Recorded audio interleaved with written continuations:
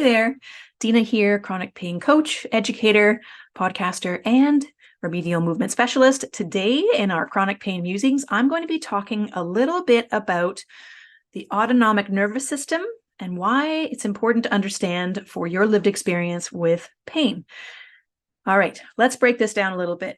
The autonomic nervous system is really a part of your lived experience because it is what helps us navigate the world around us. Our autonomic nervous system is what helps us sense perhaps danger or safety or joy. It is also what helps us to sort of create that lived experience story, which I will touch on in another video. But for now, let's just talk about the autonomic nervous system as far as the setup of it or its hierarchy. We know that there are sort of three different layers for simplicity within this hierarchy of the autonomic nervous system. So the first layer is that safety and connection, or the rest and digest you might have heard before. It is where we feel safe, connected. We can feel a sense of joy. We can tap into our executive functioning. We can be logical. We're not necessarily fearful in that state. We can be creative and problem solve much more effectively. We can cope a little bit better in this state. We digest better in this state. We sleep better with all of this. So you're getting a sense already with chronic pain, that state can sometimes be hard to come by. Then we get up to the next layer in this hierarchy, which is the fight or flight response. And so this state really serves a good purpose.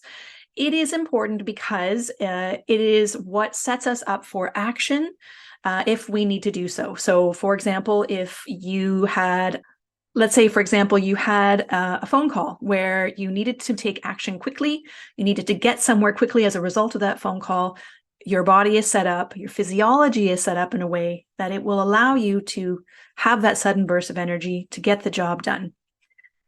Very different than what we used to deal with hundreds of years ago, thousands of years ago, where we were facing a danger and we had to get up and run from it. It's different now, of course, but we still have that ability to create enough energy to get us up and going. Whereas now it's different. We have, for example, driving a car and we need to be able to react quickly, or you need to get off that phone call, take action, and get to whatever it is that you need to address. The thing with chronic pain is we tend to get stuck in this zone too much. Then there's the final layer, and the final layer is that freeze response. And again, it serves its purpose, but unfortunately, it is a little bit harder to be in this space. So whereas the fight or flight was that sort of energetic producing state, the freeze is the opposite. It is the shutdown due to overwhelm.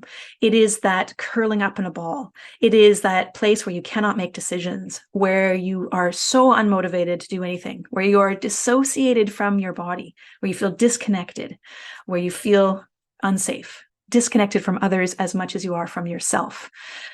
And so the way we are born with the ability to move through those different states, and they serve a different purpose for different situations.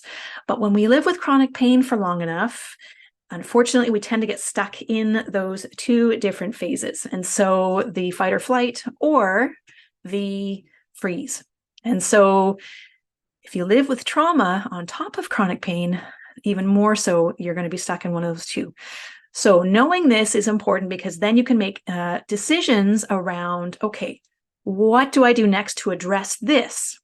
And on our next video, I'm going to talk a little bit more about why this is important to know and why getting stuck is a part of the chronic pain experience. Hint, it all comes down to this dysregulated nervous system, or this autonomic nervous system being in a state of stuckness.